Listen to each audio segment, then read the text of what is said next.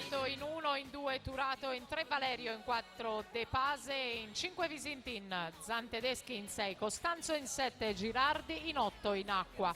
Per la 10ª serie la prossima Edoardo Capolupi in 1, Nicola Conti in 2, Pierfrancesco Artioli in 3, Tommaso Marchese in 4, Alessandro Repele in 5, Valerio Salmaso in 6, Filippo Perazzolo in 7, in 8 Giovanni Marchioro.